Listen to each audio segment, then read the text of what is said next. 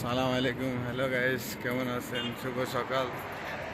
এখন আমি ডিইডিতে যাইতেছি। তার আগে আমার বাসার সামনের দৃশ্যটা আপনাদেরকে দেখানোর জন্য একটু ভিডিও করে ক্যামেরার সামনে আসলাম।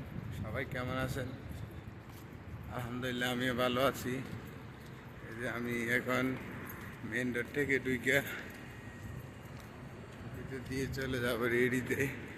দেখেন বাসায় অনেক গাড়ি, হাজার হাজার গাড়ি, মানুষ থেকে গাড়ি অনেক বেশি অবশ্যই।